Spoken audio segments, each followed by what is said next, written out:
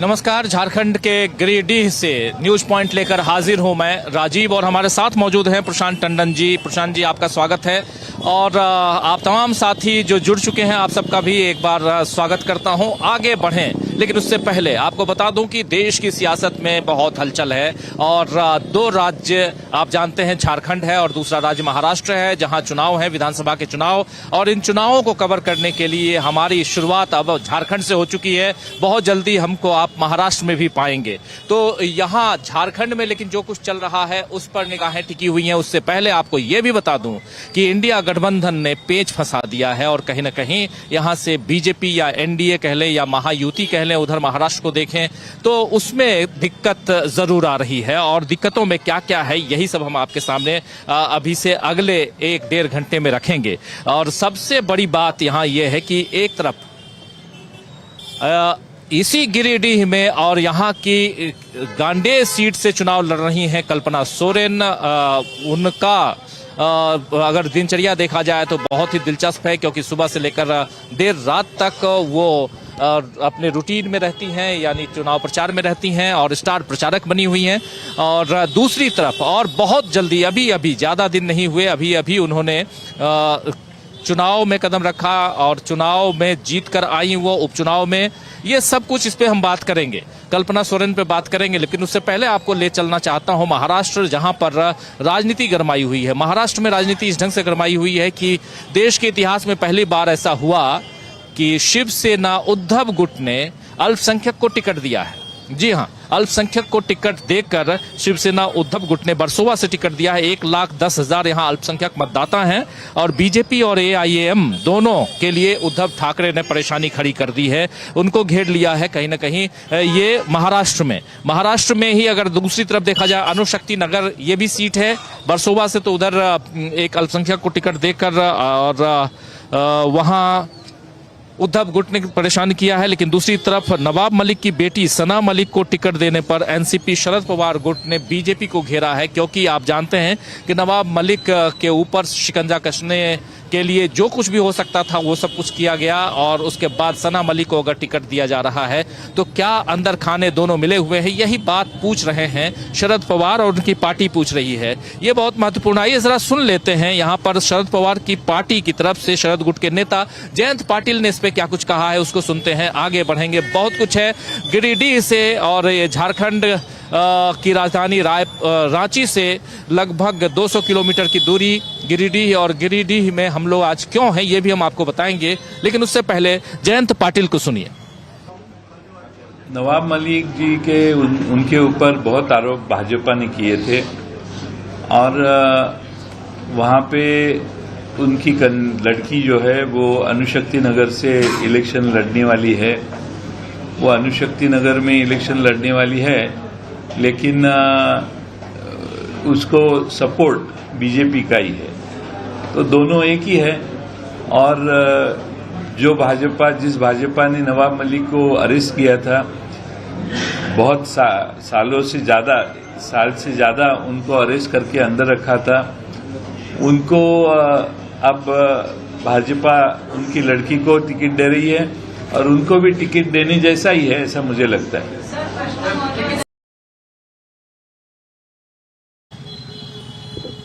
तो सुन रहे थे आप यहाँ पे कि उनको भी टिकट देना जैसा ही है, ऐसा लगता है। ये जयंत पाटिल कह रहे थे।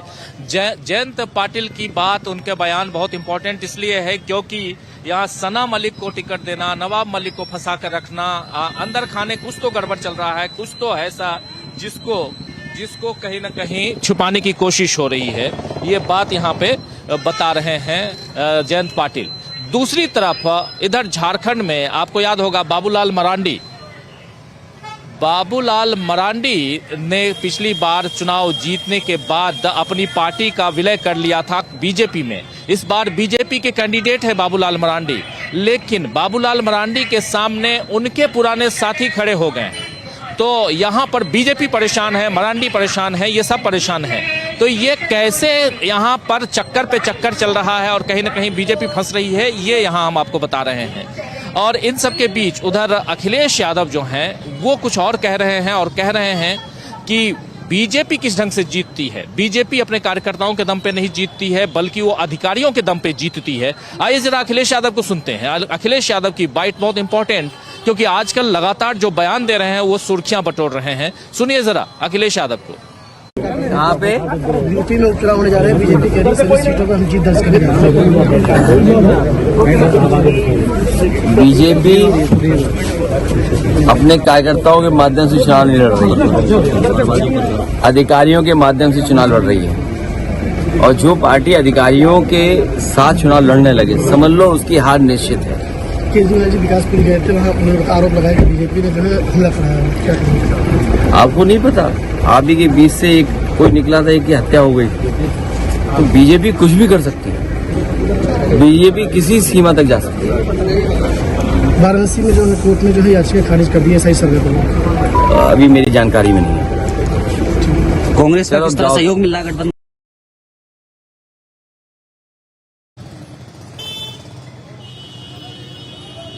तो सुन रहे थे आप यहाँ पर सीधा सीधा अखिलेश यादव बीजेपी किस ढंग से जीतती है ये बता रहे थे अखिलेश यादव। बीजेपी की बात हो और इधर झारखंड में बाबूलाल मरांडी की बात आप सुन लिए, और धनवार सीट से बीजेपी मुश्किल में फंसी हुई है। बाबूलाल मरांडी के सामने उन्हीं के साथी खड़े हो गए हैं।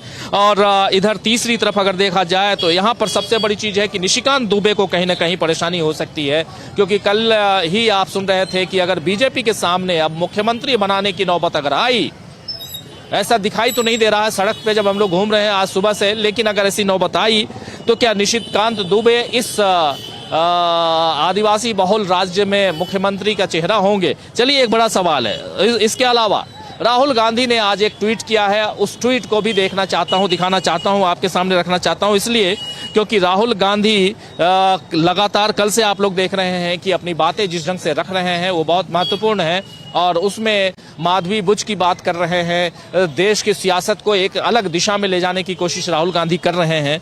आज राहुल गांधी ने मुंबई के बांद्रा टर्मिनस पर जो एक हादसा हुआ है उस हादसा को लेकर ट्वीट किया, और इस ट्वीट में जो कुछ लिखा है, एक लंबा ट्वीट है लेकिन पढ़ के सुनाना आपके सामने रखना जरूरी है। सुनिए जरा क्या कह रहे हैं राहुल गांधी। उद्घाटन और प्रचार सभी तभी अच्छे हैं जब उनके पीछे ऐसी बुनियाद हो जो जनता की सेवा के लिए असल में काम करे।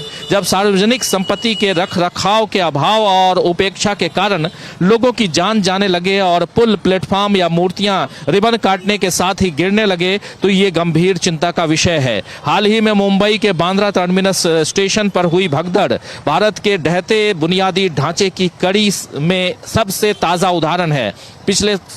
पिछले साल जून में बालासोर ट्रेन हादसे में 300 लोगों की जान चली गई, लेकिन पीड़ितों को मुआवजा देने के बजाय भाजपा सरकार ने उन्हें लंबे कानूनी दांव पेच में उलझा दिया है। सोचिए जरा, जब छत्रपति शिवाजी महाराज की मूर्ति मात्र 9 महीने में गिर जाती है, इसका साफ मतलब है इरादा सिर्फ प्रचार था। इसमें न ही शिवाजी महाराज का सम्मान था और न जनता की सुरक्षा का ध्यान।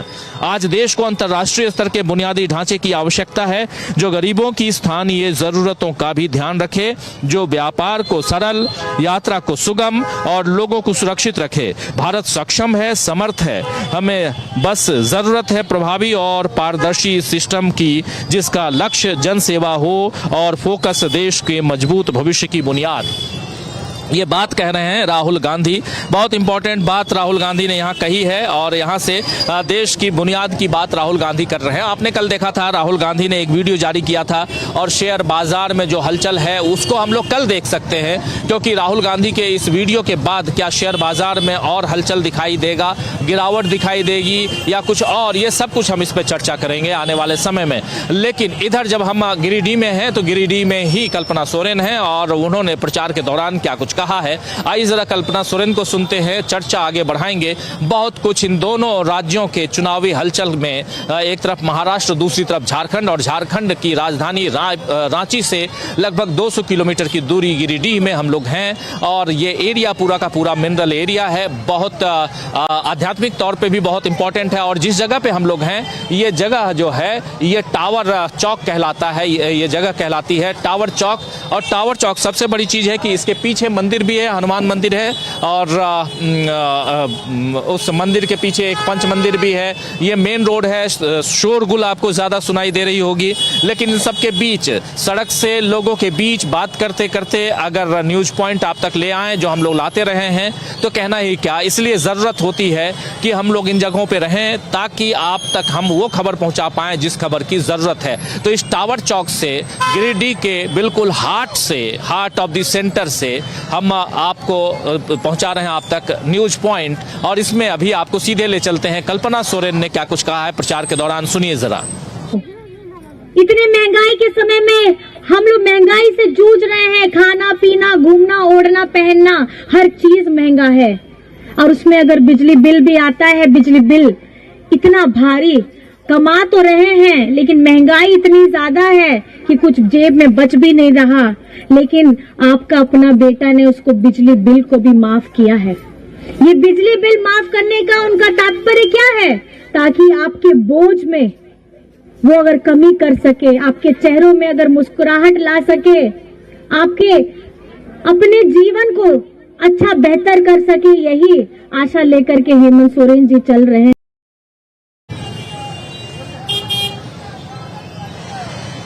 तो सुन रहे थे आप, यही आशा लेकर हम चल रहे हैं, ये यहाँ कह रही थी कल्पना सोरेन। कल्पना सोरेन का सियासी कदम जो है, चुनावी सियासत में कदम अभी कुछ 4 महीना पहले ही आया है, और उसके बाद से ये लगातार स्टार प्रचारक की भूमिका निभा रही हैं अलग अलग जगहों पे। सबसे ज़्यादा अगर किसी की डिमांड है यहाँ पर झारखंड में तो कल्पना सोरेन की डिमांड है, उनकी पार्टी की तरफ से, इंडिया गठबंधन की तरफ से, और इन सब पे चर्चा। 200 यूनिट बिजली फ्री, उसके अलावा महिलाओं के लिए योजना, और जो वरिष्ठ हैं, वृद्ध हैं, उनके लिए योजना। इन सारी योजनाओं के साथ साथ कैसे क्या झारखंड में झारखंड मुक्ति मोर्चा दोबारा या इंडिया गठबंधन दोबारा सत्ता पर काबिज होने जा रही है, ये एक बड़ा सवाल है। इन सवालों के साथ आइए इस चर्चा को आगे बढ़ाते हैं, और इस चर्चा में और भी समझेंगे। झारखंड से जब हम न्यूज पॉइंट कर रहे हैं तो ये भी समझेंगे कि कैसे इंडिया ने चुनाव में फंसा दिया है पेंच, इसको भी समझेंगे। हमारे साथ यहाँ प्रशांत टंडन जी जुड़े हुए हैं, आप जान रहे हैं, लेकिन प्रशांत जी के अलावा उधर स्टूडियो से हमारे साथ और भी साथी जुड़े हुए हैं। जरा स्क्रीन पर ले आइए उन तमाम साथियों को। देखिए हमारे साथ जुड़े हुए हैं राहुल लाल जी, हमारे साथ जुड़े हुए हैं जयशंकर गुप्ता जी, हमारे साथ जुड़े हुए हैं प्रेम कुमार जी, और हमारे साथ जुड़े हुए हैं अमलेंदु उपाध्याय जी। आप सबका स्वागत इस्तकबाल है, और स्वागत इस्तकबाल आप तमाम दोस्त साथी शुभचिंतक आप सबका जो अब तक जुड़ चुके हैं, जो जुड़ने वाले हैं इस कार्यक्रम में। सीधे पहले आना चाहता हूं प्रशांत जी आपके पास ही, और फिर प्रेम कुमार जी के पास आता हूं। हमारे तमाम साथी स्टूडियो में उनके पास भी चलेंगे। प्रशांत जी सुबह से घूम रहे हैं, क्या कुछ देख रहे हैं आप? देखिए, गिरिडीह यहाँ जिस बाज़ार में हम खड़े हैं राजीव जी, ये गिरिडीह वो जगह है जहाँ पे 4 मार्च को कल्पना सोरेन के राजनीतिक जीवन की शुरुआत हुई थी, झारखंड मुक्ति मोर्चा के फाउंडेशन डे के दिन। और उसके बाद से वो लगातार आप देख रहे हैं कि वो पब्लिक मीटिंग्स में हैं, पब्लिक के बीच में हैं। और जैसा भी आप बता रहे थे, मैंने भी बहुत तफ्तीश की तो मालूम पड़ा कि कल्पना सोरेन की डिमांड यहाँ सबसे ज़्यादा है।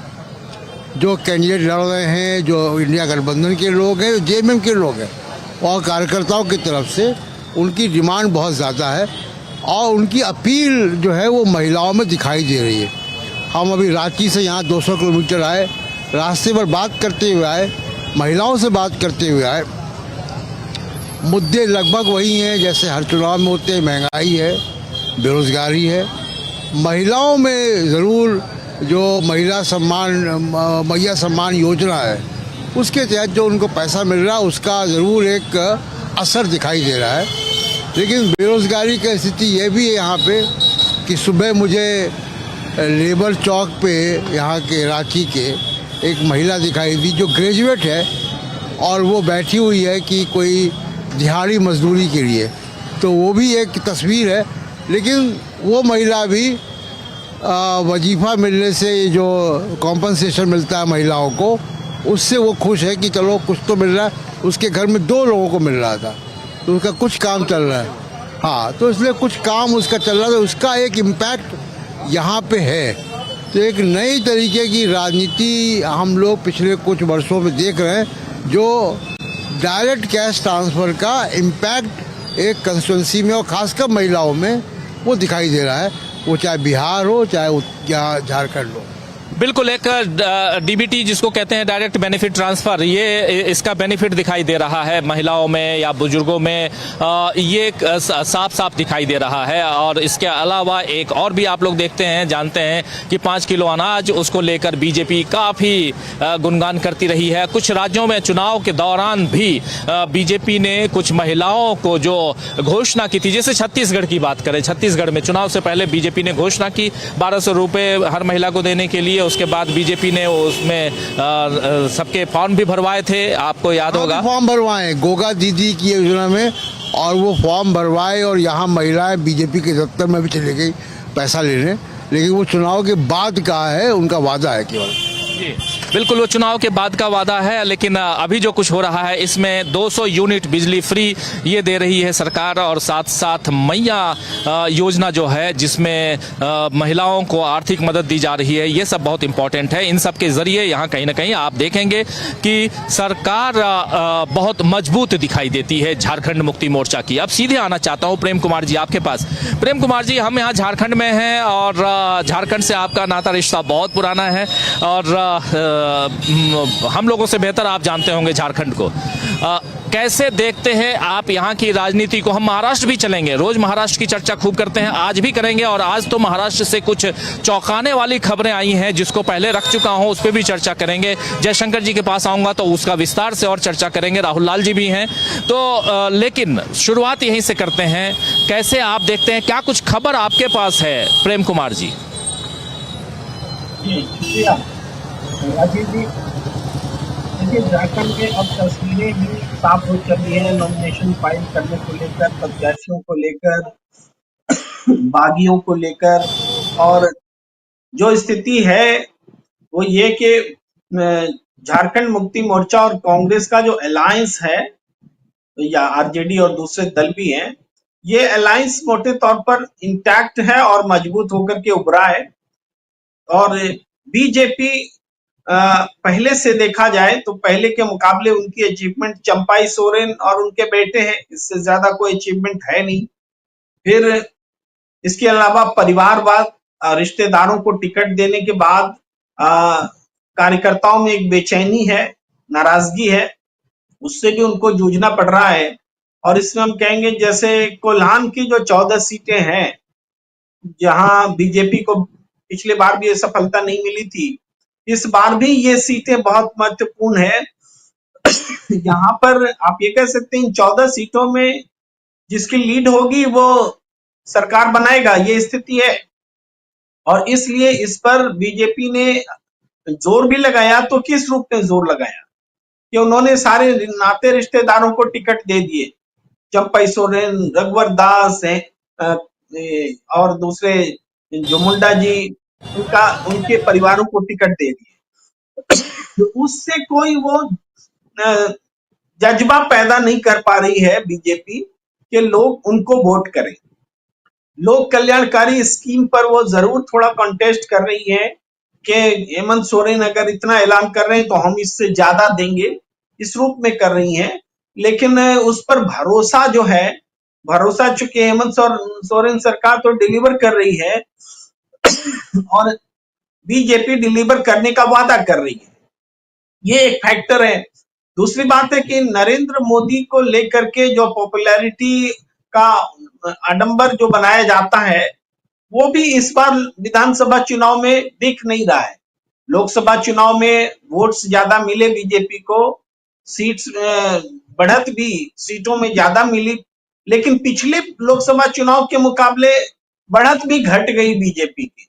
इसके बावजूद कि उनकी लोकसभा चुनाव में विधानसभा वार बढ़त ज्यादा है, मगर लोकसभा का चुनाव चूंकि राष्ट्रीय स्तर पर लड़ा जाता है और विधानसभा का चुनाव बिल्कुल हेमंत सोरेन सरकार रहे या न रहे इस मुद्दे पर लड़ा जाता है, तो ये जो हेमंत सोरेन की जो छवि है उसके इर्द गिर्द पूरा चुनाव है। और यही कारण इसमें आप देखिए जो ट्राइबल्स की सीट्स हैं 28 सीटें, ये बहुत महत्वपूर्ण हो जाती हैं। और झारखंड मुक्ति मोर्चा के साथ जो पॉजिटिव बात है क्रॉस झारखंड, वो है कि ट्राइबल्स में केवल हिंदू आदिवासी ही नहीं, जो आदिवासी क्रिश्चियन है, जो आदिवासी मुसलमान है, वो लोग भी हेमंत सोरेन के बिल्कुल साथ है, उनका भी इंटैक्ट जो समर्थन बना हुआ है। यही कारण है कि अगर जहां कहीं भी कांग्रेस और झारखंड मुक्ति मोर्चा का मिल करके आप स्ट्राइक रेट देखते हैं तो उसके मजबूत होने का बेसिक कारण यही है। और अभी भी चूंकि आप देखेंगे पिछली बार जब कांग्रेस ने जीती थी 16 सीटें तो सबको चौंकाया था, लोग मान नहीं रहे थे कि इतनी सीटें जीतेगी कांग्रेस। मगर इस बार तो चूंकि इंडिविजुअली कांग्रेस का पोजीशन पूरे देश में पहले के मुकाबले और दुरुस्त हुआ है, राहुल गांधी फैक्टर हर जगह प्रभावी हुए हैं, तो ये एक नया फैक्टर इंडिया गठबंधन को मिला है। पहले मोदी फैक्टर बीजेपी को हुआ करता था, एनडीए को हुआ करता था, आज इंडिया गठबंधन में राहुल फैक्टर है। और झारखंड के संदर्भ में कल्पना सोरेन एक्स्ट्रा फैक्टर है, एक्स्ट्रा अट्रैक्टिव फैक्टर, जिसका कोई जवाब नहीं है किसी के पास। तो तीन बड़े चेहरों के नाम पर, हेमंत सोरेन, कल्पना सोरेन, राहुल गांधी, इन तीन बड़े चेहरों के नाम पर वोट हासिल करने के लिए इंडिया गठबंधन जनता के बीच है, परसेप्शन वाइज लीड में है। वहीं बीजेपी में स्टेट में बाबूलाल मरांडी का कोई पैन झारखंड प्रभाव नहीं है और बीजेपी के तहत है, तो कोई बड़ा चेहरा नहीं है जिसके इर्द गिर्द वो आभा, वो व्यक्तित्व का प्रभाव नजर आ सके। वो तो चुनाव लड़ने से भी डर रहे थे बीजेपी के जितने बड़े नेता हैं। तो यही कारण है कि चुनाव की परिस्थितियां बीजेपी को भी समझ में आ रही हैं कि कितना कठिन चुनाव है। और इंडिया गठबंधन के लिए हेमंत सोरेन प्रकरण जो हुआ उसके बाद से जो एक सहानुभूति की लहर है, वो जो सहानुभूति है उसका फायदा झारखंड मुक्ति मोर्चा के जरिए पूरे इंडिया गठबंधन को मिलने जा रहा है। जी राहुल जी जी बिल्कुल आप सही कह रहे हैं। इंडिया गठबंधन को जो फायदा मिलने जा रहा है वो उसकी बानगी और बहुत महत्वपूर्ण है कि यहाँ पर कैसे मजबूती के साथ झारखंड मुक्ति मोर्चा और कहें तो इंडिया गठबंधन चुनाव लड़ रहा है। दूसरी तरफ महाराष्ट्र से भी वैसी ही खबर आ रही है, जहाँ वर्सोवा से एक अल्पसंख्यक कैंडिडेट को खड़ा कर कहीं ना कहीं बीजेपी के सामने एक बड़ी चुनौती पेश कर दी है शिवसेना उद्धव गुट ने। और इसी खबर के साथ जरा आना चाहता हूँ, सबसे पहले जयशंकर जी आपके पास आना चाहता हूँ। जयशंकर जी सुन रहे होंगे आप, जयशंकर जी हैं जुड़े हुए, हाँ। तो जयशंकर जी आप सुन रहे होंगे, बहुत महत्वपूर्ण है कि अब महाराष्ट्र में भी बहुत कुछ फ्रेम में होता हुआ नजर आ रहा है। और एक तरफ जयंत पाटिल का बयान आपने सुन लिया, उधर उद्धव गुट ने जो कुछ किया है वो आपने देख लिया, सुन लिया। अब जबकि बहुत सारे पिक्चर क्लियर हैं, बारामती से चाचा भतीजा आमने सामने हैं, ये भी आप देख रहे हैं। फिर से पवार वर्सेस पवार, अजित पवार के सामने एक बहुत बड़ी चुनौती है। इन सबको देखा जाए तो क्या इंडिया गठबंधन के बारे में अगर कहा जाए कि इंडिया गठबंधन ने पेज तो फंसा के रख दिया है, सही होगा जयशंकर जी? तो राजीव जी, अभी तक तो सब ठीक चल रहा है। अगर भविष्य में भी इंडिया अलायंस जो है मजबूती के साथ, एकजुटता के साथ वहाँ चुनाव लड़ता है तो मुझे लगता है कि लोग विश्वासघात का जवाब देने का मूड बना चुके हैं। जिस तरह से शिवसेना में तोड़फोड़ की गई, जिस तरह से एनसीपी में तोड़फोड़ की गई, तो लोगों का एक मन मिजाज तो बन चुका है कि भाई सरकार को गिराना था तो आप चुनाव लड़ते, चुनाव में अगर होता तो आप बना लेते अपनी सरकार। लेकिन जोड़ तोड़, विधायकों की खरीद फरोख्त, ये सारा कुछ करने के बाद आपने सरकार गिराई, पार्टियों को तोड़ दिया। बाला साहब ठाकरे की जो शिवसेना थी, शरद पवार जी की जो एनसीपी पार्टी थी, उसमें परिवार को तोड़ दिया आपने। अब आप जैसे अभी कह रहे हैं कि बारामती में चाचा भतीजे की लड़ाई है, इसके पहले बारामती के लोगों ने ननद भौजाई की लड़ाई भी देखी है, जिसमें ननद ने भौजाई को पटक दिया।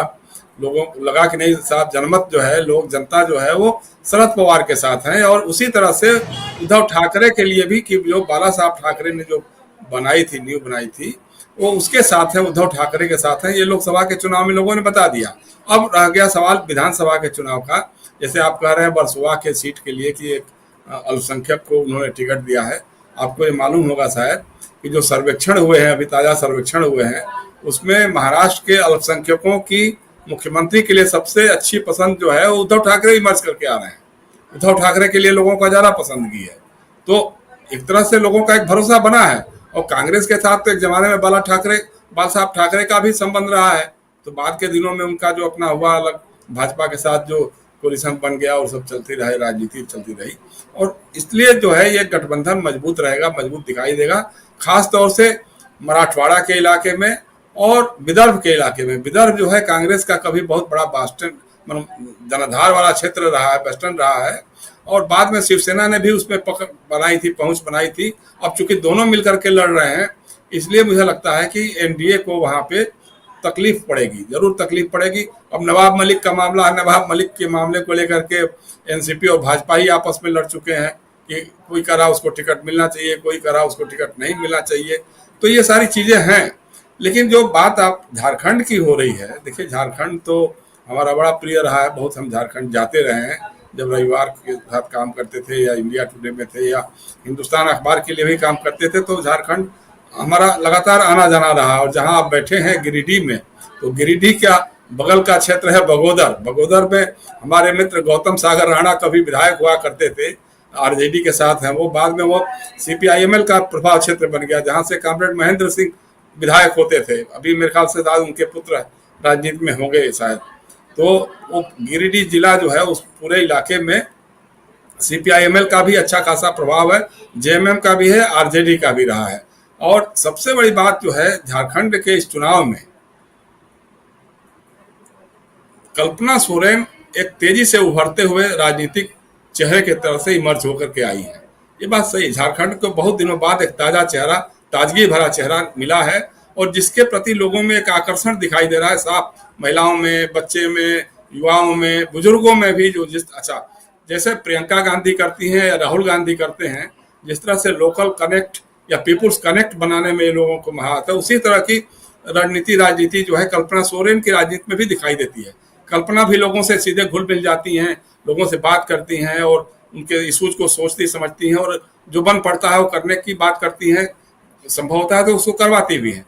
तो वो एक नया चेहरा, ताजा चेहरा मेरे ख्याल से झारखंड की राजनीति को मिला है। और झारखंड में जैसे अभी हमारे मित्र प्रेम कुमार बता रहे थे कि भारतीय जनता पार्टी तो पूरी तरह से एक्सपोज हो गई है, परिवारवाद का नारा देती है, परिवारवाद के खिलाफ बात करती है, हेमंत सोरेन के खिलाफ बोलती रही है कि शिबू सोरेन के बेटे हैं। लेकिन इस चुनाव में चंपई सोरेन को लिया, उनके बेटे को भी टिकट दे दिया। चंपई सोरेन और उनके बेटे दोनों को, अब उन लोगों को अपने गांव में घुसना मुश्किल हो रहा है। रघुवर दास उड़ीसा में राज्यपाल हैं, उनकी बहू पूर्णिमा दास साहू को जमशेदपुर में टिकट दे दिया। इसी तरह से अर्जुन मुंडा साहब हैं, उनकी पत्नी मीरा मुंडा जी को टिकट दे दिया। इसी तरह से मधु कोड़ा, जो भ्रष्टाचार के सबसे बड़े प्रतीक माने गए थे झारखंड की राजनीति में, भाजपा के लोग मतलब आसमान, जमीन से लेकर के आसमान उठा लेते थे मधु कोड़ा के खिलाफ, और वो मधु कोड़ा आज बीजेपी में है। उनकी पत्नी गीता कोड़ा को बीजेपी ने अपना उम्मीदवार बना दिया है। तो ये सारे इशूज हैं। बाबूलाल मरांडी जी अपनी अलग राजनीति चला रहे हैं, निशिकांत दुबे अपनी अलग राजनीति चला रहे हैं, उधर से अर्जुन मुंडा जी अलग राजनीति चला रहे हैं। तीनों की निगाह में है कि भाई हम मुख्यमंत्री बन जाएंगे, हम मुख्यमंत्री बन जाएंगे। ये तो एक चीजें हैं, लेकिन असली बात क्या है राजीव जी, झारखंड की राजनीति में अडानी और जो बड़े इंडस्ट्रियलिस्ट हैं, उद्योगपति हैं, चाहे जिंदल हो चाहे और लोग हैं, इन लोगों की निगाह लगी हुई है इस राजनीति के चुनाव में कि कौन हमारा आदमी जीत करके आ गया। क्योंकि जो झारखंड है वो मिनरल और माइंस से सबसे बड़ा संपदा का भंडार है। उस संपदा को कैसे हथियाया जाए, इस खेल में भी लोग लगे हुए हैं। तो इन लोगों का भी एक बड़ा रोल होगा। लेकिन चूंकि झारखंड की जनता, झारखंड के आदिवासी, झारखंड के मूल निवासी, उन लोगों के दिमाग में है कि एक आदिवासी को इसलिए जेल भेज दिया क्योंकि वो आदिवासियों के मुख्यमंत्री बना हुआ था, उसको जेल भेजा गया, जमानत पे छूट के आ गए हेमंत सोरेन। लेकिन अभी तक तो उनके खिलाफ कोई भी सबूत नहीं मिला, कोई सुनवाई नहीं हो रही है। अदालत में भी तो कार्रवाई होना चाहिए, चार्जशीट होना चाहिए, लेकिन कहीं कुछ नहीं हो रहा है। तो लोगों के दिमाग में यह है कि इसका हमको बदला लेना है। जैसे वहां पर हुआ, महाराष्ट्र की बात मैं कर रहा था कि जिस तरह से एनसीपी और शिवसेना को में दो फाड़ करवाया, परिवार को तोड़ा, उसी तरह से चंपई सोरेन को जिस तरह से तोड़ के ले गए, उनसे विश्वासघात कराया। चंपई सोरेन और शिबू सोरेन लगभग एक परिवार के माने जाते थे। वो शुरू से ही, जब झारखंड आंदोलन होता था, बिहार से अलग करके एक राज्य बनाने की बात होती थी, उसमें दोनों कंधे से कंधा मिला करके लड़ते थे। लेकिन राजनीतिक लाभ, जोड़ तोड़ की राजनीति में भाजपा के लोगों ने उनको भी खरीदा और उनको भी विश्वासघाती बनाया। तो यही कारण आज है कि जो संथाल परगना का इलाका है, जहां उनका जो इलाका है, उस इलाके में उनको घुसने नहीं दे रहे हैं लोग, वहां पहुंच नहीं पा रहे हैं वो। तो ये हालत हो गई है। तो मेरे ख्याल से दोनों ही राज्यों में अभी तस्वीर तो यही है, लेकिन देखिए चमत्कार तो राजनीति में होते ही हैं। हरियाणा में भी हम लोग देख रहे थे, कांग्रेस एकदम जीत रही थी, जीत कहीं कोई दो राय थी ही नहीं, लेकिन कैसे मामला पलट गया, क्या हो गया, ये तो एक विश्लेषण का विषय अलग से हो सकता है। तो उसी तरह से अभी की तारीख में, जैसा आप खुद बता रहे हैं, झारखंड में जो फोटो दिखाई दे रहा है, वीडियो दिखाई दे रहा है, जिसमें कल्पना मेरे ख्याल से कार में दोनों झंडे घुमा रही हैं, तो उसको देखते हुए तो लगता है कि दोनों राज्यों में एनडीए हारेगा, इंडिया अलायंस की सरकार बनने वाली है, ऐसा लगता है। लेकिन अब अगर कोई खेल हो जाए, चमत्कार हो जाए, कहीं सेल्फ गोल हो जाए, तो इसकी कोई गारंटी नहीं देता। जी राजीव जी। बिल्कुल बिल्कुल आप सही कह रहे हैं, क्योंकि इसकी कोई गारंटी नहीं है। हम लोग तो विश्लेषण उसी आधार पे करते हैं जो हम देखते हैं धरातल पे। यहाँ ज़मीन पे गिरिडीह में हम लोग खड़े हैं और 200 किलोमीटर की यात्रा करके सुबह से आए हैं, और उस यात्रा के दौरान कई पड़ाव, और उन पड़ावों में प्रशांत जी और हम लोगों ने कई लोगों से बातचीत करके जानने समझने की कोशिश की कि आखिर माहौल क्या है, लोग किधर देख रहे हैं, क्या किसकी सरकार बनेगी, ये सारी बातें हम लोग करते आए हैं। तो उसी आधार पर हम विश्लेषण करते हैं। विश्लेषण हम उस आधार पे तो कतई नहीं कर सकते जब ईवीएम खुल के आए और ईवीएम में से कुछ और निकल जाए, तो ये हम लोग नहीं कर सकते हैं। लेकिन इतना ज़रूर है कि जो है, जो आप कह रहे हैं जयशंकर जी, बिल्कुल वैसे ही वही हकीकत, चाहे वो झारखंड हो या महाराष्ट्र हो, वहाँ दिखाई देता है। जल्दी से आना चाहता हूँ राहुल लाल जी आपके पास। राहुल लाल जी, कैसे देख रहे हैं झारखंड को और कैसे देख रहे हैं आप महाराष्ट्र को? एक एक करके पहले झारखंड की बात कर लेते हैं। राजीव जी, हमें लग रहा है कि निशिकांत दुबे ने भारतीय जनता पार्टी को बड़ा फंसा दिया है। तो बीजेपी के संदर्भ में अगर हम लोग देखें, एनडीए के खेमे को देखें, एक तो वहां पे आदिवासी मुख्यमंत्री देख लीजिए, भी अर्जुन मुंडा पहले से, एक वो दावेदार पहले से थे, बाबूलाल मरंडी को ले आए, फिर तीसरे के रूप में अब चंपई सोरेन है वहां पे। तो तीन तो उन्होंने आदिवासी मुख्यमंत्री खड़े कर दिए हैं, और वो आदिवासी मुख्यमंत्री तब वहां पे तीन दावेदार खड़े हैं जब आदिवासी का कोई वोटर भारतीय जनता पार्टी को वोट देने के लिए तैयार नहीं है। आज आप लोग जमीन पे मौजूद हैं, वहां पे क्या परिस्थितियां बनी हुई है। निशिकांत दुबे के जो उन्हीं की सलाह थी, उनको गिरफ्तार कराने को लेकर उनकी अपनी मुख्यमंत्री बनने की महत्वाकांक्षाएं थी। और अभी एक चीज और आप देखेंगे कि संथाल परगना के क्षेत्र में निशिकांत दुबे अलग सा मुद्दा बना रहे हैं हेमंता बिस्व शर्मा के साथ मिलकर, कि भारी संख्या में बांग्लादेशी शरणार्थी आ रहे हैं, रोहिंग्या घुसपैठिए आ रहे हैं, और वो मुद्दा जमीन पे आपको कहीं पे भी चलता हुआ नहीं दिखेगा, क्योंकि उस मुद्दा को वो लोग जितना ज्यादा उठा रहे हैं, सांप्रदायिक ध्रुवीकरण करने का प्रयास कर रहे हैं, वो मामला भारतीय जनता पार्टी को खुद ही उल्टा पड़ता हुआ चला जा रहा है। बीजेपी उसमें खुद ही घिरती हुई दिखाई दे रही है। लोग ये सवाल पूछने लग रहे हैं झारखंड में कि भाई सीमा पे सुरक्षा की गारंटी किसकी है? यानी सीमा पे क्या अभी भी भारतीय जनता पार्टी की जो बीएसएफ है या तमाम दूसरी एजेंसियां हैं, वो घुसपैठियों का कंट्रोल नहीं कर पा रही है? और लोग ये भी सवाल पूछ रहे हैं राजीव जी कि ये जो तमाम घुसपैठियों वाला जो वादा करती है भारतीय जनता पार्टी इलेक्शन से पहले, जहां चुनाव जीतती है उसके बाद क्या करती है? तो ये एक ऐसी स्थितियां है जो मैं कहना चाहूंगा झारखंड के संदर्भ में, कि वो बीजेपी अपने सेल्फ गोल, उन्होंने बीजेपी की तरफ से काफी ज्यादा सेल्फ गोल है।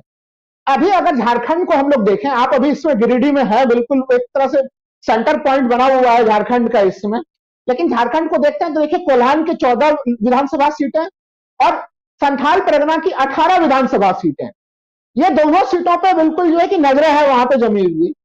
कोल्हान के क्षेत्र में चंपई सोरेन को लाके, उनके बेटे को लाके जरूर प्रयास किया गया कि कोल्हान में भारतीय जनता पार्टी कुछ चमत्कार करेगी, लेकिन वो तमाम चमत्कार के प्रयास जो है वो जमीन पे विफल हुए।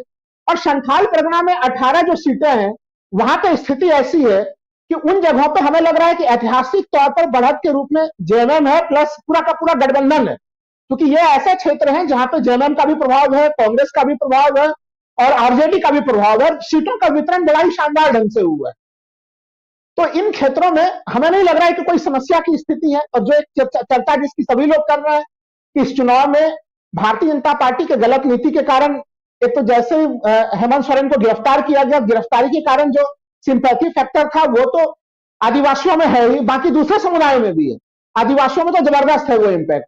तो आदिवासी वोटर्स को तो मैं यहां कहीं जाता हुआ नहीं दिख रहा, लेकिन जो दूसरा उसके परिणाम के रूप में कल्पना सोरेन सामने में आती हैं, जो अभी भी हम लोग उनके फुटेज जो देख रहे हैं सामने में, उनकी कनेक्टिविटी काफी जबरदस्त है।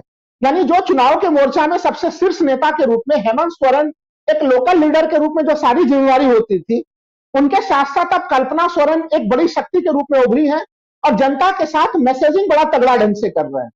तो ये झारखंड की एक मोटी सी तस्वीर है जहां पे बीजेपी सीधे सीधे बैकफुट पे है। देखिए, हेमंता बिस्वा शर्मा को लाके भड़काऊ बयान दिलाने वाले स्थितियों से वो सोच रहे हैं कि आदिवासी वोटर में वो कोई संगवारी कर लेंगे। ये बड़ी एक कठिन सी स्थिति है। वो झारखंड के जमीनी स्थिति, झारखंड के जमीनी हालात को ना समझने के कारण हो रहा है। और अगर इसी रूपरेखा को अगर हम लोग ले जाएं महाराष्ट्र के अंतर्गत, देखिए महाराष्ट्र में 2-3 चीजें तो बड़ी क्लियर सी दिखती हैं। एक तो पहला चीज की महाविकास अघाड़ी में सीटों के बंटवारे में उस प्रकार की समस्याएं नहीं हुई है, सीटों का बंटवारा काफी स्मूथली चल रहा है। जबकि महायुति में जो एनडीए गठबंधन है, वहां पे एक तरह से आप सोचिए कि जब देवेंद्र फडणवीस को मुख्यमंत्री बनाया जा रहा है, तो जो एकनाथ शिंदे का पूरा कैडर है, जो भी पार्टी है, जो भी तोड़ फोड़ के वो अलग हुए हैं, उनके कार्यकर्ताओं के बीच में एनर्जी कहां से बचेगी। अब तो यह स्पष्ट है कि भारतीय जनता पार्टी 150 से ज्यादा सीटों पर चुनाव लड़ने जा रही है। महाराष्ट्र में 121 सीटों पर लगभग उन्होंने उम्मीदवार घोषित भी कर दिया भारतीय जनता पार्टी ने अपना। और भारतीय जनता पार्टी का ट्रैक रिकॉर्ड कैसा रहा, 23 सीटों पर वो लोकसभा चुनाव में लड़ी, तब वो 9 सीटों में वो जीत पाई। जबकि एकनाथ शिंदे 15 सीटों पर लड़े थे और 7 सीट वो जीत लिए थे। तो स्ट्राइक रेट अगर देखें, भारतीय जनता पार्टी की तुलना में एकनाथ शिंदे का बेहतर था। तो जो आपको कुछ शक्ति, जहां से कुछ थोड़ा बहुत प्राप्त भी हो सकता था, उसको भारतीय जनता पार्टी ने खुद ही डाउन कर दिया है। तो भारतीय जनता पार्टी की पहली एक समस्या। दूसरी समस्या अगर हम लोग देखें, किसी से भी महाराष्ट्र में अगर आप पूछ लें, एक तो देखिए उत्तरी महाराष्ट्र का जो पूरा हिस्सा है, जो प्याज बेल्ट के रूप में, वहां पे तो महाविकास अघाड़ी काफी मजबूत रूप में है ही। लेकिन अगर हम लोग वहां पे भी देखें महाराष्ट्र के संदर्भ में, तो वहां के एससी वोटर, वहां के एसटी वोटर, वहां के मराठा वोटर्स, वहां के अल्पसंख्यक वोटर, जब मैं महाराष्ट्र गया तो ये पूरा एक पैटर्न के रूप में लोकसभा चुनाव में भी वो वोटर सीधे सीधे दिख रहे थे, एक तरह से महाविकास अघाड़ी के पक्ष में। और उनके बीच में जो वहां पे भी जिस तरह से सांप्रदायिक ध्रुवीकरण करने की कोशिश भारतीय जनता पार्टी कर रही है, उसमें उनको सफलता मिलना बड़ी मुश्किल चीज है। और आप सोच के देखिए कि अगर शिवसेना, जो आपने भूमिका में रखा भी कि शिवसेना अगर अल्पसंख्यक को टिकट दे रही है, तो वहां पे भारतीय जनता पार्टी ध्रुवीकरण कैसे करेगी।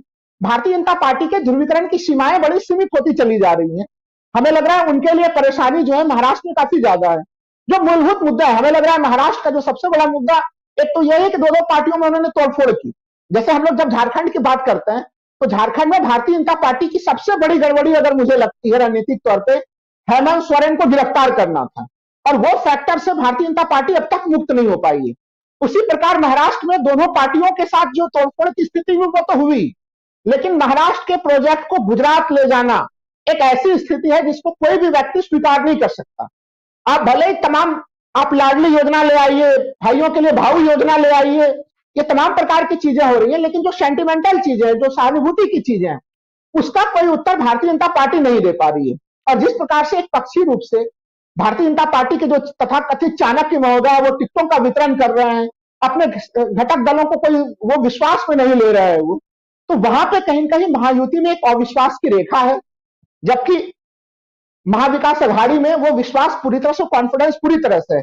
मैं अभी भी कह रहा हूं, शरद पवार उम्र में सबसे ज्यादा है राजीव जी वहां पे, लेकिन उम्र के इस पड़ाव में भी उन्होंने इलेक्शन कैंपेन को जो तेज धार दी है, वो अपने आप में काफी अनूठा है। वो सीधे सीधे जो महाविकास अघाड़ी के जो 2 अन्य पार्टियां हैं उनको एनर्जी प्रदान कर रहा है। वो शिवसेना उद्धव ठाकरे को एनर्जी प्रदान कर रहा है, वो कांग्रेस को अपने आप एनर्जी में है ही, कि उनके कांग्रेस ने तो वही 17 सीटें लड़ी और लोकसभा में 13 सीटें वो प्राप्त कर गए, तो उनका तो स्ट्राइक रेट काफी जबरदस्त था ही।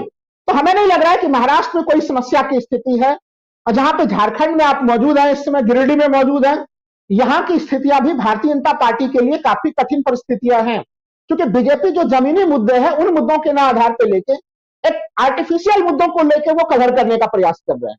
अगर वो इस सरकार की विफलताओं के उसको गिनती कराते, मुख्यमंत्री की गिरफ्तारी का प्रयास ना कराते, तो यह चुनाव एक अलग दिशा में जा सकता था। लेकिन वो कोई स्थिति यहां पे नजर नहीं आ रही। आप सोच के देखिए कि भारतीय जनता पार्टी कितनी डरी हुई है झारखंड में। आजसू के साथ 2019 के विधानसभा चुनाव में इन्होंने कोई गठबंधन नहीं किया। उस समय कॉन्फिडेंस में महसूस कर रहे थे, लेकिन इस बार डरे हुए हालत में है। आजसू के साथ इन्हें गठबंधन करना पड़ा है। 2019 के विधानसभा चुनाव में भारतीय जनता पार्टी जो लड़ी थी उससे कम 11 सीटों पर कम तो झारखंड में इस बार भारतीय जनता पार्टी लड़ रही है।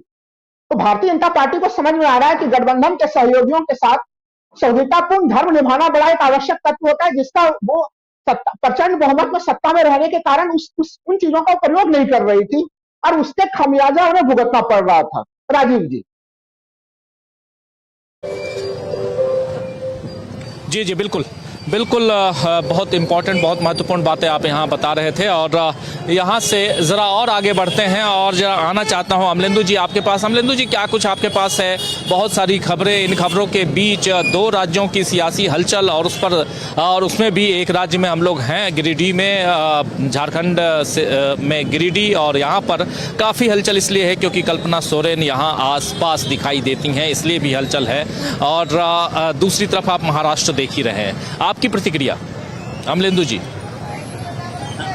देखिए राजीव जी, एक तो इंडिया गठबंधन ने अपनी अधिकांश सीटों पर अपने प्रत्याशियों की घोषणा कर दी है महाराष्ट्र में, और अब तक लगभग 236 प्रत्याशियों की घोषणा इंडिया गठबंधन कर चुका है। एनडीए की तरफ से अभी कुछ स्पष्ट नहीं है कि कौन सा दल कितनी सीटों पर लड़ रहा है, जबकि आज 27 तारीख हो गई है और परसों 29 तारीख नॉमिनेशन का आखिरी दिन है।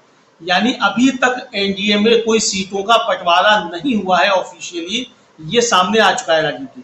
भारतीय जनता पार्टी जिस तरीके से उसने अपने 121 प्रत्याशियों की घोषणा कर दी है महाराष्ट्र में, उससे साफ है कि भारतीय जनता पार्टी 150 और 200 सीटें तक लड़ेगी महाराष्ट्र में। इसका मतलब ये साफ हो गया कि एकनाथ शिंदे और अजित पवार जो है वो बैकफुट पर चले जाएंगे।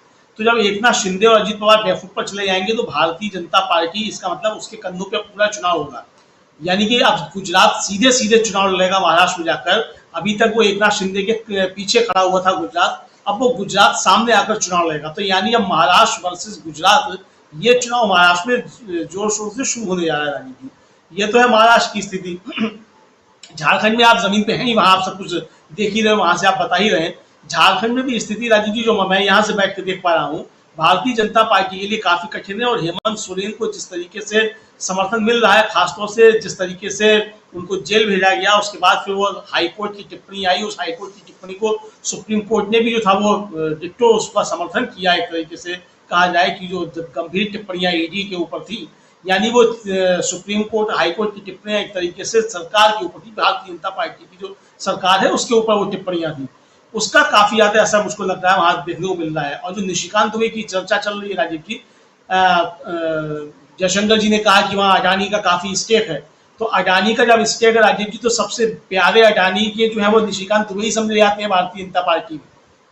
और आप देख सकते हैं कि उनके समर्थन में किस तरीके से वो लगातार संसद में भी बातें करते रहते हैं। महुआ मोइत्रा की सदस्यता समाप्त करने का मसला था, वो भी निशिकांत दुबे ने उठाया था। तो इसीलिए कल जो मैंने कहा था कि अगर कोई नंबर आता है किसी का, अगर भारतीय जनता पार्टी की सरकार बनती है तो वो निशिकांत दुबे होंगे, तो वो भारतीय जनता पार्टी और अडानी दोनों की पसंद निशिकांत दुबे होंगे। तो ये बात राजीव जी मुझे लगता है कि झारखंड में भी जमीन पर पहुंच रही होगी निश्चित तौर पे। आप लोग वहां हैं तो और थोड़ा इसको देखिएगा कि ये चीजें वहां पर पहुंच रही हैं कि नहीं पहुंच रही हैं।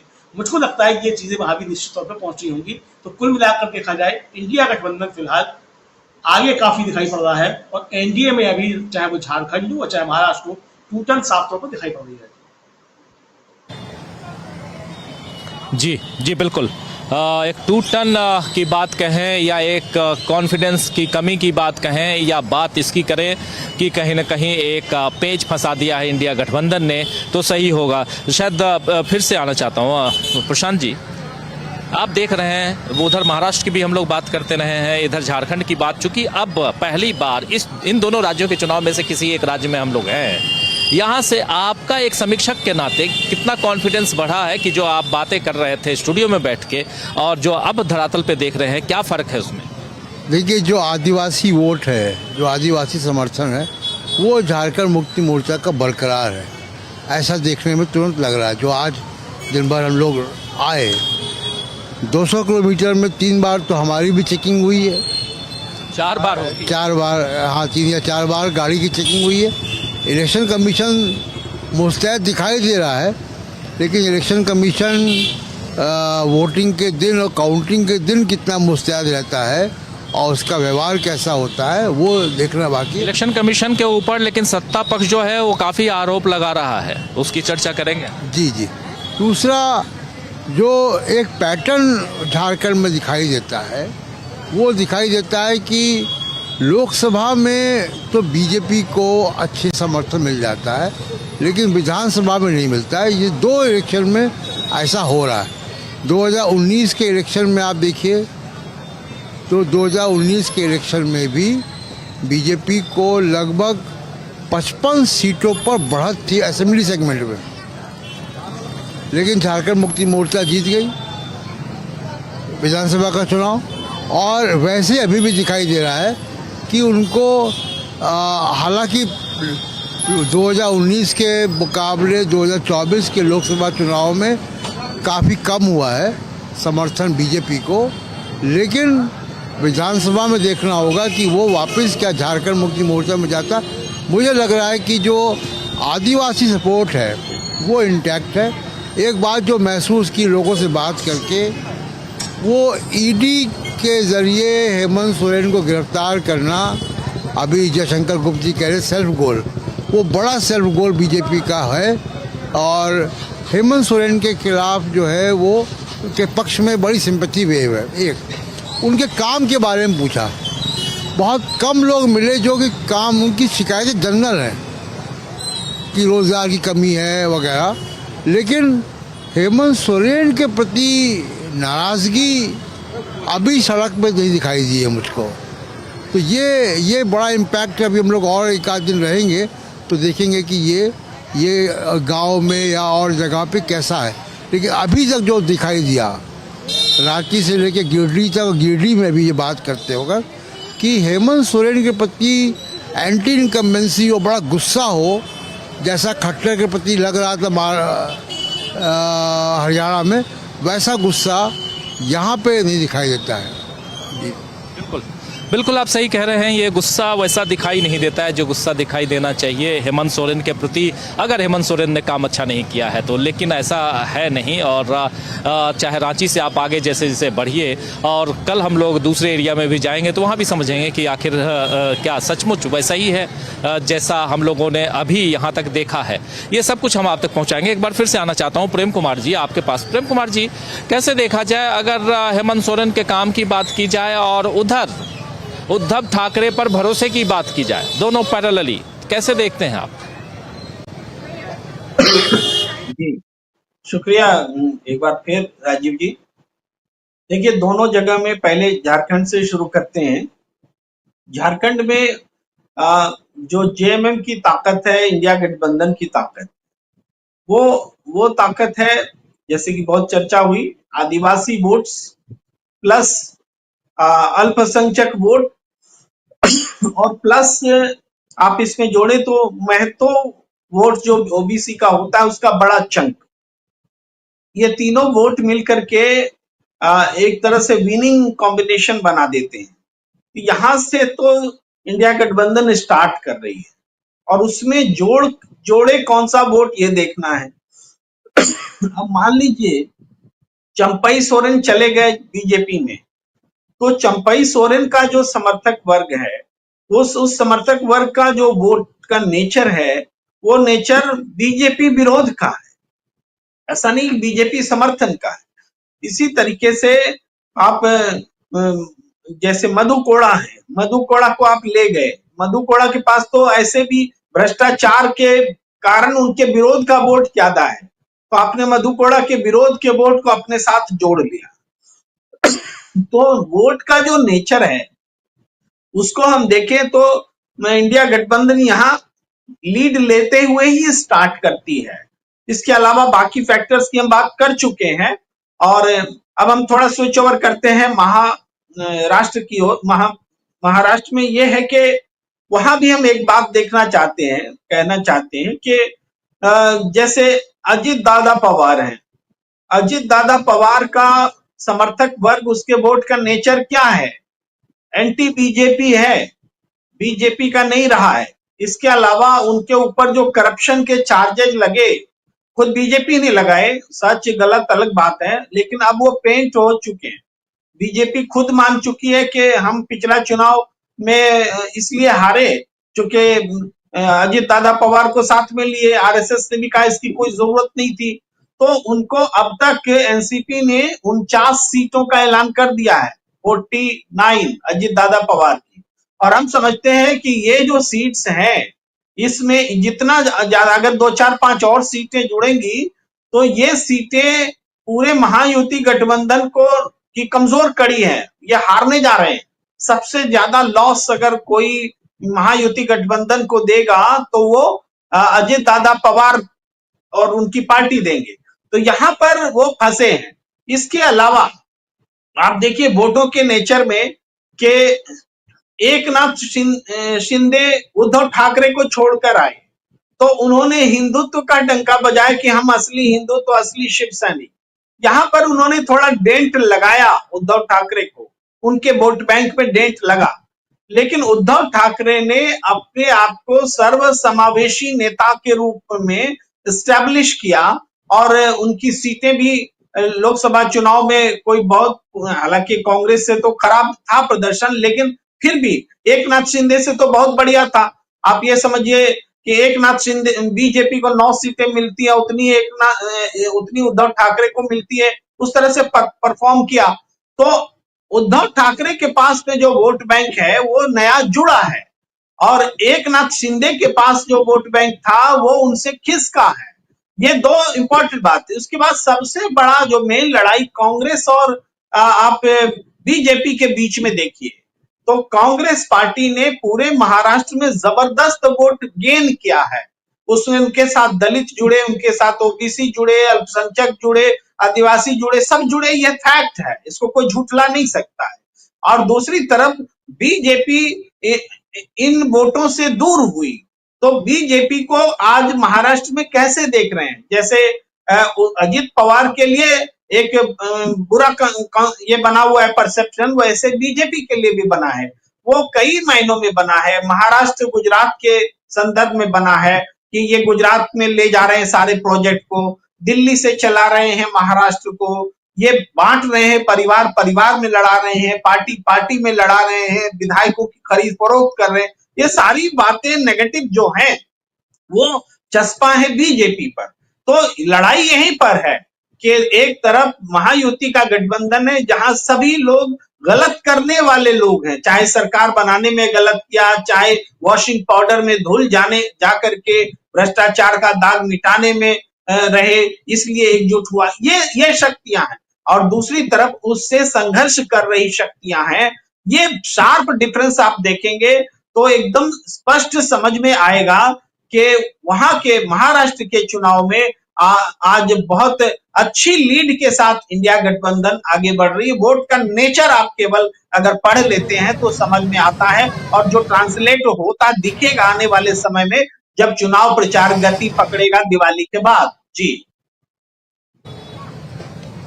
जी बिल्कुल, दिवाली के बाद जब चुनाव प्रचार अपनी गति में आएगा तब शायद और भी अच्छी तरह से हम देखेंगे।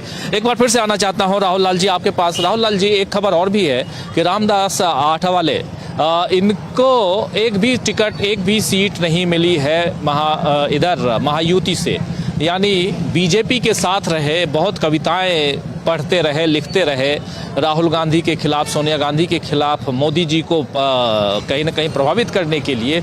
लेकिन अब जब चुनाव की घड़ी आई है और अभी देवेंद्र फडणवीस से जब वो मिल के निकले हैं तो उन्होंने बहुत दुखी मन से कहा है कि हमको महायुति ने एक भी टिकट नहीं दिया हमारी पार्टी को। तो ऐसे और भी कई लोग हैं जिनको वो दुखी कर रहे हैं, ये तो दिखाई दे रहा है। क्या इसका प्रभाव महाराष्ट्र में पड़ते हुए देखते हैं आप राहुल लाल जी? राजीव जी, महाराष्ट्र में इसका प्रभाव बिल्कुल पड़ रहा है। रामदास आठवले जो है कि आप सोचिए कि लगातार आपने सही कहा कि वो हमेशा कांग्रेस के नेताओं को लेकर तमाम लोगों को कोसने के लिए कविताओं को पढ़ते रहते थे, शेरो शायरी करते रहते थे।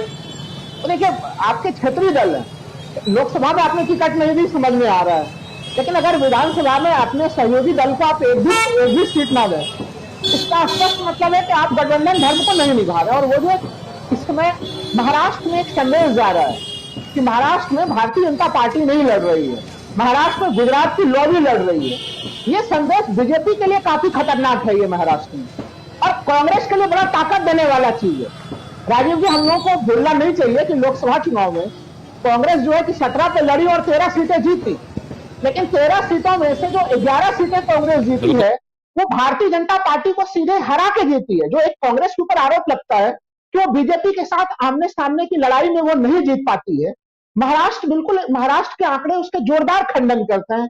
चाहे वो विदर्भ के क्षेत्र में चले जाए हम लोग, चाहे मराठवाड़ा के क्षेत्र में चले जाए, वहां पे सीधे दिखता है कि आमने सामने के टक्कर में 13 में से 11 सीटें कांग्रेस ने अगर जीती है तो बीजेपी के उम्मीदवारों को हरा के जीती है। तो कांग्रेस ने अगर जीती है बीजेपी के हरा के जीती है। तो कांग्रेस की ताकत जो भारत जोड़ो यात्रा के बाद वहां पे उसका जो प्रभाव पड़ा है, राहुल गांधी के मुखर होने के जो प्रभाव पड़े हैं, ये अब मानना पड़ेगा कि वहां पे कहीं न कहीं कांग्रेस फिर से पुराने स्थिति में उसकी ताकत की वापसी हुई है। तो देखिए, कांग्रेस एक ताकत के रूप में वापसी हुई है। उद्धव ठाकरे के अगर कार्यकाल को देखें हम लोग, उसमें कोरोना काल था और अगर उस समय की गिनती होगी, तमाम लोग, बीजेपी के लोग भी मानते हैं कि उद्धव ठाकरे का कार्यकाल काफी बेहतर है। झारखंड में अगर हम लोग बात करें दोनों यहाँ पे, तो यहाँ पे हेमंत सोरेन से आप लोग जमीन पे बिल्कुल सही कह रहे हैं कि हेमंत सोरेन के प्रति जनता में नाराजगी नहीं है बिल्कुल। तो ये जो दोनों चेहरे हैं अगर हम लोग देखें जो कि मुख्यमंत्री रहे हैं, वहां पे महाविकास अघाड़ी के मुख्यमंत्री उद्धव ठाकरे और यहाँ पे झारखंड में जो है कि हेमंत सोरेन के प्रति तो बिल्कुल नाराजगी नहीं है, उनके प्रति तो एक सहानुभूति का फैक्टर है। और वो स्थितियां उद्धव ठाकरे के प्रति भी दिखाई देती है हम लोगों को। एक तो ये जो बीजेपी की रणनीति चल रही है कि वो अधिकांश सीटें हम लड़ लें और वो ज्यादा से ज्यादा सीटें लड़के घटक दलों को ना लड़ने दें, क्योंकि मुख्यमंत्री पद पे भारतीय जनता पार्टी की दावेदारी हो सके। ये जो रणनीति है उनकी, वो उनको महाराष्ट्र को स्वीकार करना बड़ा मुश्किल हालत होगा। वहां पे हमेशा ये संदेश लगातार चला जा रहा है और ये संदेश देखिए जिस समय से उन्होंने तोड़फोड़ किया तभी से चल रहा है प्रोजेक्ट। भारतीय जनता पार्टी जब वहां से बड़े प्रोजेक्ट को लेकर जा रही है तब भी ये मामले उठ रहे हैं। और जब मैं महाराष्ट्र में था तो उस समय लगातार, अब तो लोग ये भी चीज कह रहे थे जो मैंने पहले भी कहा था कि लोगों का भी ये भी डर है कि कहीं मुंबई जो एक तरह से आर्थिक राजधानी है, उसके उस आर्थिक राजधानी के दर्जे को खत्म न कर दिया जाए। मुंबई के जो स्टॉक एक्सचेंज है, शेयर बाजार है, उसको भी कहीं जो है कि अहमदाबाद उठा के शिफ्ट ना कर दिया जाए। क्योंकि हम लोगों ने देखा है कि डायमंड का पूरा कारोबार जो है वो सूरत उठा के ले जाने का पूरा प्रयास हो रहा है। हालांकि उसमें सफलता बहुत ज्यादा नहीं मिल रही है, लेकिन ये सेंटीमेंट को तो बिगाड़ ही रहा है। झारखंड के संदर्भ में जहां आप लोग हैं, देखिए वहां पे हम लोगों ने कई डायमेंशंस पे चर्चा की है, लेकिन एक चीज हम लोगों को मानना पड़ेगा कि ओबीसी के संदर्भ में, चूंकि देखिए आदिवासी वोटर्स बिल्कुल एकमुश्त होकर इस गठबंधन के साथ है, हेमंत सोरेन के साथ है, कांग्रेस के साथ है, कोई दिक्कत नहीं है इसमें, अल्पसंख्यक वोटर भी है। लेकिन मैं कह रहा हूं अन्य पिछड़ा वर्ग, उसका भी एक बड़ा मामला है ओबीसी को लेकर। झारखंड का जब गठन हुआ और झारखंड में जो ओबीसी को आरक्षण प्राप्त हुआ राजीव जी, वो 12% ही आरक्षण मिल पाया 50% के कैप के कारण। अब जो हेमंत सोरेन की सरकार है, ये अब वो उसको 27% करना चाहती है ओबीसी के आरक्षण को, और उसके कारण से टोटल आरक्षण जो झारखंड का है वो 77% के कैप पे जाएगा। तो 50% को कैप को तोड़ने का वादा कौन कर रहा है राजीव? राहुल गांधी कर रहे हैं हर तरफ कि हम उस 50% के कैप को हम तोड़ के फेंक देंगे। अच्छा, इस पूरे प्रस्ताव को लेके जो है कि वो केंद्र सरकार का रुख काफी ठंडा किस्म का रहा, तो इसने कहीं न कहीं ओबीसी के जो दूसरे समूह है उसमें भी खलबली पैदा कर दी है कि 50% अगर उनकी आबादी है तो फिर झारखंड में उनको आरक्षण केवल 12% ही क्यों प्राप्त होगा।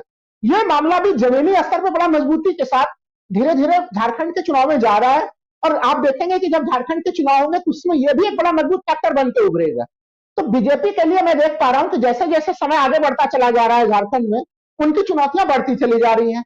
महाराष्ट्र के संदर्भ में अगर हम लोग देखें कि दोनों पार्टियों ने, चाहे वो महायुति की तरफ से देखा या महाविकास अघाड़ी की तरफ से देखा है हम लोग, आप सोचिए कि टिकटें तो कांग्रेस की भी घोषित हो रही है, शरद पवार की भी टिकटें घोषित हो रही हैं, या फिर जो उद्धव ठाकरे भी घोषित कर रहे हैं। यहाँ पे बगावती उम्मीदवारों की संख्या कितनी है? इक्के दुक्के जगह बगावत की संख्या दिखेगी।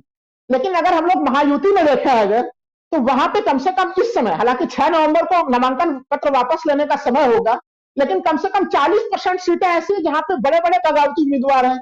अगर वहां पे टिकट अजित पवार के खेमे को दे दिया गया तो एकनाथ शिंदे समूह के लोग बगावत में हैं, भाजपा को टिकट नहीं मिला तो भाजपा के लोग बगावत में हैं। तो वो एक तरह से बड़ी समस्या महाराष्ट्र में यह भी चीज बन रही है, जबकि जो विपक्षी गठबंधन है वो इस समस्या को हैंडल करने में वो काफी अच्छे रणनीति के साथ चल रहा है। तो चूंकि तीनों गठबंधन को बड़ा समान महत्व मिला है, उसके कारण से जमीन में किसी के कार्यकर्ताओं में कोई मतभेद की स्थिति नहीं है। आपस में तीनों लोग जो है कि कंधे से कंधे मिला के चल रहे हैं, महाविकास अघाड़ी में राजीव जी। तो एक तरह से गठबंधन धर्म का पालन करना, कांग्रेस के द्वारा दिल बुला करके सबों को समायोजित करके चलना, एक तरफ से यह नीति है, और दूसरी तरफ से भारतीय जनता पार्टी बिल्कुल सभी, आपने जैसा बताया कि रामदास अठावले को एक भी सीट नहीं, बाकी और लोगों को भी सीटों को घटा के 155 सीटों पर खुद ही, 150 से ज्यादा सीटों पर खुद ही लड़ने का प्रयास करना, यह सीधे सीधे उनको एक नुकसान करने वाला तथ्य बनता चला जा रहा है। यानी कहीं न कहीं महाराष्ट्र में अब जीत की पूरे जिम्मेदारी लेने का काम भारतीय जनता पार्टी ने उस स्थिति में की है, जबकि उनके ऊपर गुजरात लॉबी का मुहर लगा हुआ है राजीव जी।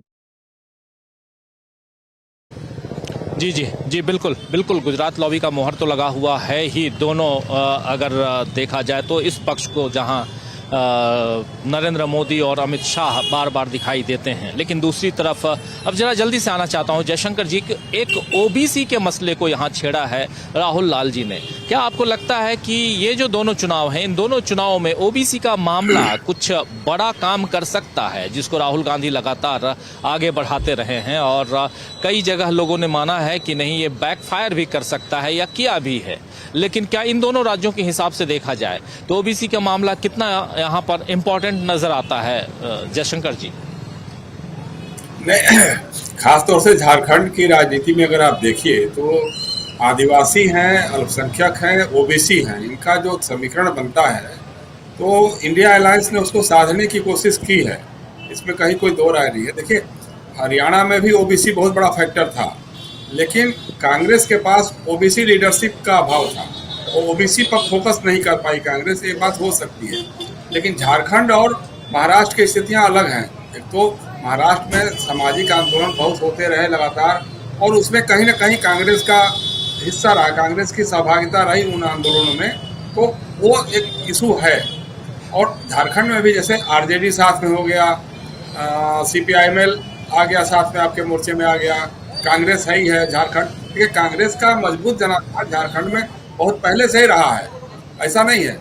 फिर बाद में, उसके बाद जब गुरु जी शिबू सोरेन जी का उद्भव हुआ, झारखंड मुक्ति मोर्चा का जो झारखंड के लिए आंदोलन चला, उसमें शिबू सोरेन सर्वमान्य नेता के रूप में उभर करके आए। तो आदिवासियों के तो हैं वो अबुआ दिसुम जिनको कहा जाता है, तो उनकी अपनी एक पकड़ है। और ये जो आरजेडी और सीपीआईएमएल का एक साथ जुड़ जाना उस सामाजिक समीकरण को साध पा रहा है। महाराष्ट्र के मामले में देखिए, जो सबसे बड़ा सेल्फ पोल भाजपा के लोगों ने किया है, वो आज एक बयान जो आ गया उनका कि साहब, जिस पार्टी के सबसे ज़्यादा विधायक जीत करके आएंगे मुख्यमंत्री उसी का होगा, और हमारे नेता देवेंद्र फडणवीस के नेतृत्व में हम लोग चुनाव लड़ेंगे। तो इसका मतलब क्लियर हो गया कि भाई, आधी से अधिक सीटें तो आप ही लड़ रहे हैं, 150, 55 या 56 जो भी है आप ही लड़ रहे हैं। तो जाहिर सी बात है 156 लड़ने वाला ही ज़्यादा से ज़्यादा सीटें जीतेगा।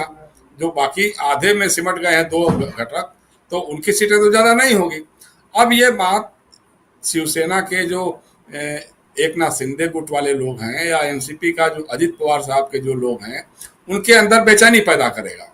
और वो बेचैनी, देखिए क्या है, बात क्या है कि कोई वैचारिक मतभेद के कारण तो ये पार्टियां बनी नहीं है, ये तो सुविधा का एक समीकरण था। जेल जाने से बचना है, ईडी सीबीआई के छापों से बचना है, और सरकार में कुछ मिल जाए तो माल मलाई मिल जाएगी, उसकी हिस्सेदारी ले लेनी है, इसलिए लोग चले गए एनसीपी अजित पवार के साथ, या उद्धव ठाकरे को छोड़ करके एकनाथ शिंदे की शिवसेना के साथ। तो विचारधारा उनकी वही है जो उद्धव ठाकरे की शिवसेना है, विचारधारा उनकी वही है जो शरद पवार की शिवसेना की, एनसीपी की है। तो उन्हीं के साथ अगर ये इस तरह की बात लगेगी कि हाँ साहब, अगर बीजेपी का ही मुख्यमंत्री बनना है तो फिर हम क्यों रहेंगे इसके साथ? तो ठीक है, उप मुख्यमंत्री तो हम इंडिया अलायंस में भी जाकर के बन जाएंगे, उसमें तो कोई बात ही नहीं है, मुख्यमंत्री उप मुख्यमंत्री दोनों हो सकते हैं। तो ये सिनारियो बनेगा तो हमको लग रहा है कि शिवसेना और इसमें भगदड़ मच सकती है। ये एनसीपी के काडर वोट में जो है वो कहीं ना कहीं शरद पवार और उद्धव ठाकरे की तरफ जाएंगे लोग।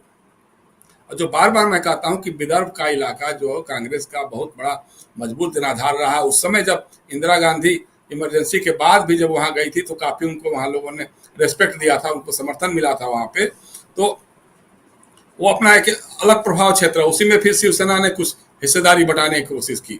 मराठवाड़ा का इलाका है।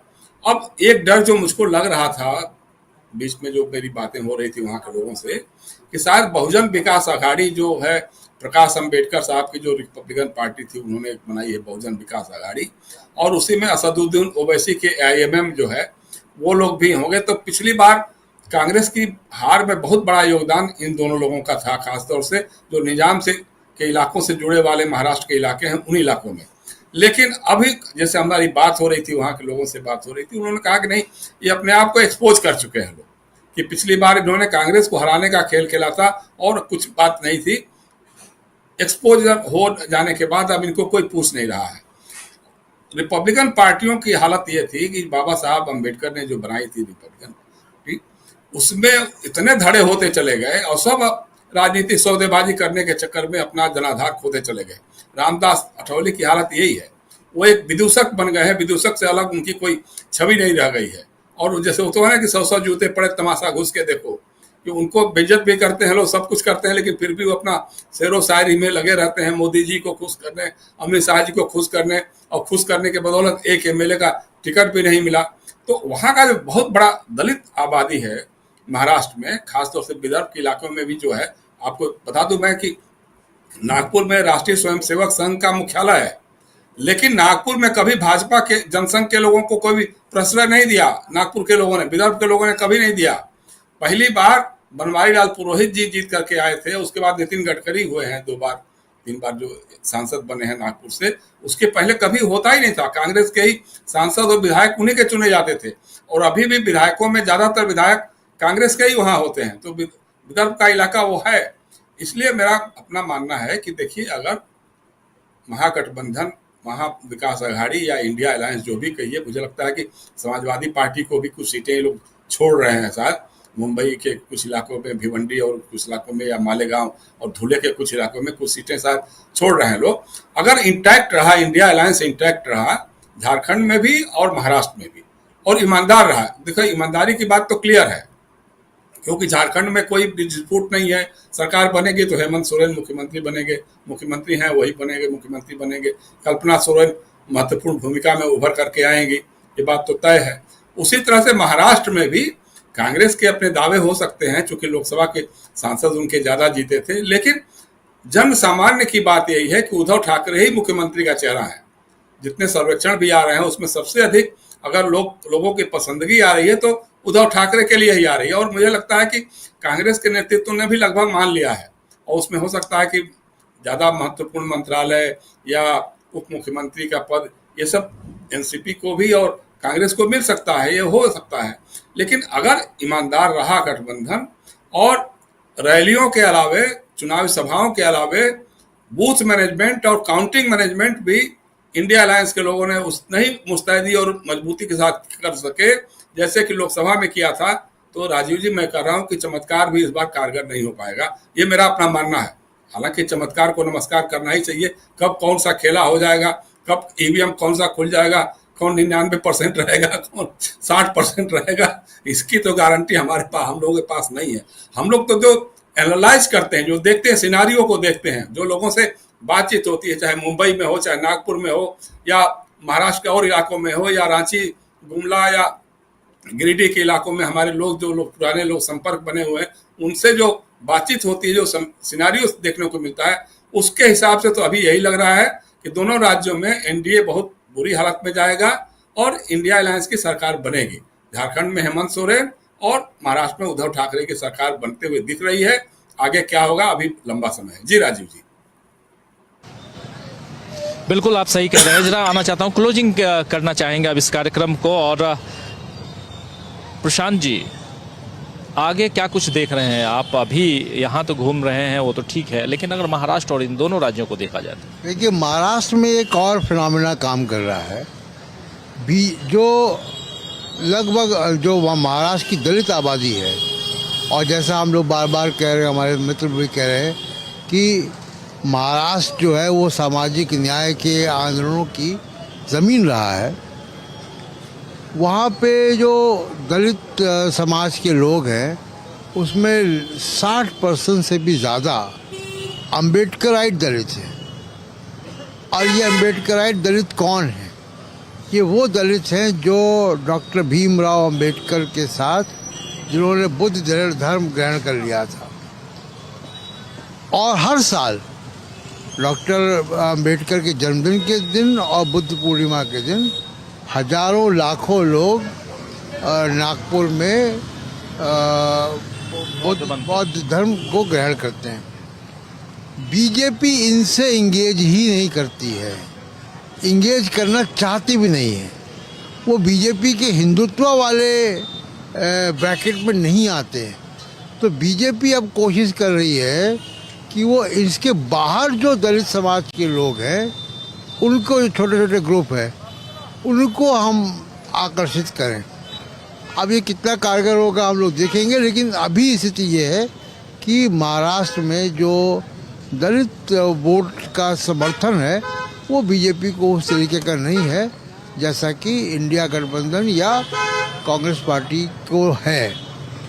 झारखंड में भी यही है स्थिति राजीव जी। झारखंड में भी जो तमाम सारे जो समूह है उसका एक जो थ्रस्ट है, जो कंसेंसस है, वो झारखंड मुक्ति मोर्चा की तरफ है। और उसमें भी कल्पना सोरेन की एंट्री के बाद उसमें इजाफा हुआ है, क्योंकि बड़ी डेफिनेट एक महिला कंस्टिट्यूंसी मेरे ख्याल से झारखंड मुक्ति मोर्चा पहली बार क्रिएट कर रहा है। और वो कंसोलिडेट अगर होती है तो झारखंड मुक्ति मोर्चा की स्थिति पहले से मजबूत भी हो सकती है। बिल्कुल आप सही कह रहे हैं, वो स्थिति पहले से मजबूत हो सकती है। झारखंड मुक्ति मोर्चा की बात कर रहे हैं और ऐसी स्थिति हो सकता है कि उधर उद्धव ठाकरे की भी मजबूत हो, यानी जो इंडिया गठबंधन है ये स्थिति भी मजबूत हो। तो आगे देखेंगे क्या कुछ होता है। लेकिन आज झारखंड के इस गिरिडीह से इस कार्यक्रम को यहीं समाप्त करने की इजाजत चाहता हूं। हमारे साथ जुड़े तमाम साथी, आप सबका भी बहुत बहुत शुक्रिया। जयशंकर जी आपका बहुत शुक्रिया, प्रेम कुमार जी आपका बहुत बहुत शुक्रिया, शुक्रिया राहुल लाल जी आपका और अमलेंदु उपाध्याय जी, और साथ में हमारे साथी प्रशांत टंडन जी आपका शुक्रिया आप तमाम दोस्त साथी शुभचिंतक आप सबका जो अब तक जुड़े रहे और इस कार्यक्रम को देख रहे थे। आप सबका भी आप लोगों के कमेंट नहीं ले पाता हूँ, आप जानते हैं जब मैं बाहर रहता हूँ, सड़कों पे हूँ और बहुत सारी चीज़ें मैनेज भी करनी पड़ती है। कोई बीच से गाड़ी लेके चला जाता है तो कोई उधर, बहुत सारी चीज़ें रहती हैं जिसका ख्याल रखना पड़ता है। लेकिन इन सब के बीच आप लोगों तक धरातल की रिपोर्ट पहुंचाएं, यही हमारा मकसद रहता है। और ये आपको अगर पसंद आए तो ज़रूर शेयर कीजिए और लोगों के बीच इसकी चर्चा भी कीजिए, क्योंकि ज़मीन पर उतर कर